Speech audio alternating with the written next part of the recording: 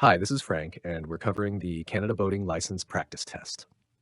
This test, which covers the knowledge required for the Pleasure Craft Operator Card, PCOC, focuses on Canadian navigation rules, safety equipment requirements, and environmental regulations established under the Canada Shipping Act 2001.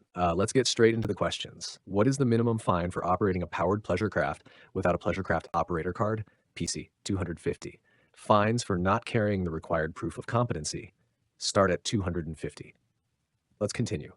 When two power-driven vessels are meeting head-on, what must both vessels do? Both must alter course to starboard, right, and pass port to port. This is the standard safe passing procedure for head-on situations according to the collision regulations, meaning neither vessel is the stand-on vessel. Moving on. What is the primary purpose of a red port hand buoy when proceeding upstream or returning from sea?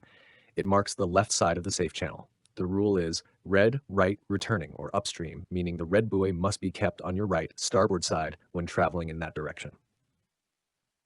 Time for the next question. How quickly can a person lose dexterity and muscle control after falling into cold water below 15 degrees Celsius?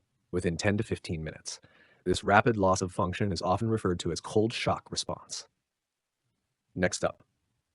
What fire safety equipment is mandatory on a pleasure craft with an inboard engine but no fuel burning appliances?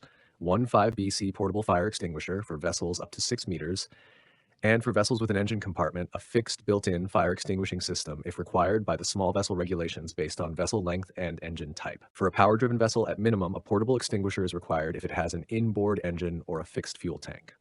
Let's continue. When a power-driven vessel is overtaking another vessel, which is the stand-on vessel, the vessel being overtaken.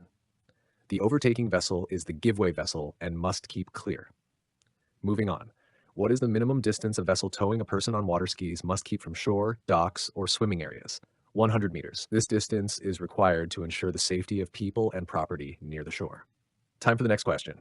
What is the sound signal required to indicate your intention to turn to port, left, when meeting another vessel? 2 short blasts, about 1 second each. 1 short blast means I am altering my course to starboard, right. 2 short blasts mean I am altering my course to port, left. Next up. What federal act prohibits the discharge of oil, fuel, or any oily mixture into Canadian waters? The Canada Shipping Act 2001. This act contains the primary regulations concerning pollution prevention in Canadian waters. Let's continue. On a pleasure craft under 6 meters in length, how many life jackets PFDs are required? 1 appropriately sized PFD or life jacket for each person on board. The rule is 1 per person, and they must be readily accessible. Moving on. When must a power-driven vessel give way to a sailing vessel? The power-driven vessel must generally give way to the sailing vessel, sailboat.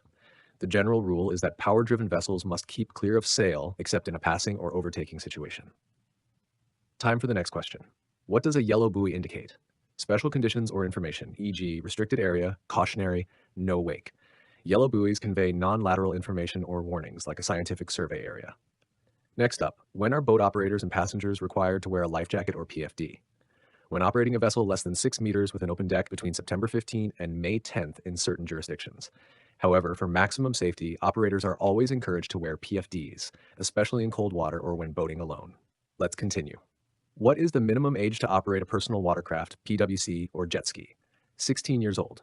PWCs have a higher minimum age requirement than other power-driven vessels. Moving on. If you're renting a pleasure craft for a short period, under 30 days, what documentation must you carry instead of a PCOC? A signed rental boat safety checklist.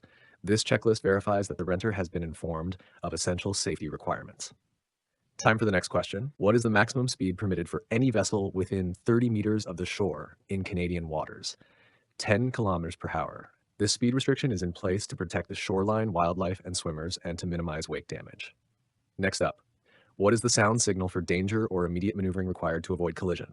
At least 5 short blasts. This signal is an internationally recognized warning of danger or confusion. Let's continue. Where must the vessel license number, if required, be displayed on a pleasure craft? On both sides of the bow, in block letters at least 7.5 centimeters high. The license number must be visible and permanently marked. Moving on. If you are involved in a boating accident, when must you file a written accident report? If there is death, serious injury, or property damage exceeding $5,000, any serious incident must be officially reported to Transport Canada within a set time frame. Time for the next question. What type of PFD provides the best flotation and the highest chance of turning an unconscious person face up? A life jacket, standard buoyancy aid. Life jackets are designed for extended survival and turning an unconscious person. PFDs are generally more comfortable but offer less turning capability. Next up, what is the give-way vessel's responsibility in a crossing situation? To take early and substantial action to keep well clear of the stand-on vessel. The give-way vessel must maneuver in a clear, large manner to be understood by the other vessel. Let's continue. What must all pleasure craft carry for safe navigation at night or in limited visibility? Navigation lights that comply with the collision regulations. Proper lights, red, green, and white, are mandatory for being seen and identifying the vessel's direction. Moving on. What is the required fire extinguisher size type for a pleasure craft up to 6 meters in length that is powered? 15BC portable extinguisher. This is the minimum portable requirement for small power-driven boats if they have an inboard engine or fixed fuel tank. Time for the next question. What does a diamond shape with a cross inside the diamond on a white buoy indicate? Exclusion zone, no boats allowed. This marks an area where all vessels are prohibited, such as a swimming area. Next up. In a channel, if you notice a power-driven vessel attempting to overtake you from behind, what should you do? Maintain your course and speed. The vessel being overtaken is the stand-on vessel and should not change course to confuse the overtaking vessel. Let's continue. What is the risk associated with filling a fuel tank to 100% capacity? The fuel will expand in the heat, potentially spilling or damaging the tank. Tanks should be filled to approximately 90% capacity to allow for thermal expansion. Moving on. What is the purpose of the ventilation system on a powered boat? To remove explosive gasoline fumes from the engine and fuel tank compartments. Vaporized fuel can ignite easily, making ventilation critical for fire prevention. Time for the next question. What action must you take when operating near a designated swimming area? You must remain outside the clearly marked area. Swimming areas are exclusion zones for most vessels. Next up.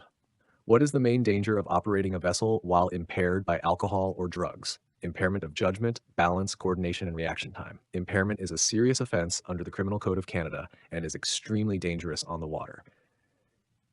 Let's continue. Required to operate a pleasure craft with a motor of 7.5 kilowatts, 10 horsepower or more. Proof of competency, PCOC. Any vessel with a motor 10 horsepower or greater requires the operator to carry the PCOC. Moving on. What must all pleasure crafts carry to signal for help in an emergency other than flares? A sound signaling appliance, e.g. whistle or horn. A loud, audible signal is mandatory for communicating warnings and distress. Time for the next question. What information should you include in your float plan? Vessel description, date of departure, intended route, and expected return time. The float plan is left with a reliable person on shore to initiate a search if you are overdue. Next up, what does a yellow buoy with an X top mark indicate? A cautionary warning or hazard. This type of buoy indicates a special condition, like a submerged pipeline or unexpected hazard. Let's continue. What is the effect of propeller walk when operating a vessel? The tendency of the propeller to pull the stern sideways, especially in reverse. This effect is caused by the rotation of the propeller blades and affects low-speed maneuvering. Moving on. If a sailing vessel and a power-driven vessel are approaching each other at right angles, crossing, which is the stand-on vessel, the sailing vessel. The power-driven vessel is the give-way vessel in this crossing situation. Time for the next question. What is the danger zone or danger arc around your vessel, which should be constantly monitored for collision risk? The area from dead ahead to 112.5 degrees on either side, bow to just behind the beam. This is the area covered by the green, starboard, and red port navigation lights. Next up, what is the minimum length of an anchor line, rode, generally recommended for effective anchoring? A scope, ratio of line to depth of at least 5:1. This ratio ensures the anchor is pulled horizontally, allowing it to dig in and hold. Let's continue. What is the maximum age at which a person can operate a pleasure craft with a motor of 40 horsepower or less without supervision? 16 years old. Operators under 16 have horsepower restrictions unless supervised by an adult. Moving on. What should you always do before starting an inboard or enclosed engine? Run the ventilation system blower for at least 4 minutes. This removes any lingering explosive fuel fumes from the engine compartment. Time for the next question. What is the primary function of the Navigation Protection Act? To ensure that bodies of water remain safe for navigation by protecting them from obstructions. This act regulates obstructions, like docks or construction, that could interfere with navigation. Next up, what does a green starboard hand buoy indicate when proceeding out to sea or downstream? It marks the right side of the safe channel. The rule red right returning means green is on the left port side when going out to sea, away from the direction of flow. Let's continue. What type of boat is always the stand-on vessel when encountering a power-driven vessel? A vessel not under command, NUC. NUC vessels, due to mechanical failure, etc., are restricted in their ability to maneuver and are highest on the list of right-of-way priority. Moving on, how must flares be stored on a pleasure craft? In a secure, readily accessible, waterproof location. Flares must be protected from water and damage, but easily reachable in an emergency. Time for the next question. In a restrictive channel, what is the best position for a small pleasure craft when a large commercial ship is approaching? Stay as far to the starboard side of the channel as possible, slow down, and reduce wake. Large vessels have restricted maneuverability and must be given maximum space. Next up, what is the required safety item for every person being towed behind a vessel, e.g., water skier? A properly fitted PFD or life jacket must be carried on board. The person being towed must have the PFD on board, though they are not always required to wear it. Let's continue. What action must you take if you notice a vessel showing the running lights of green and white only? You are approaching a sailing vessel and must give way. Green, starboard, and white stern lights, visible only from one side, indicate a sailing vessel is crossing or moving away from you. Moving on. What is the maximum fine for a serious pollution violation under the Canada Shipping Act 2001? Can result in fines in the hundreds of thousands of dollars or jail time. Penalties for environmental damage are severe. Time for the next question.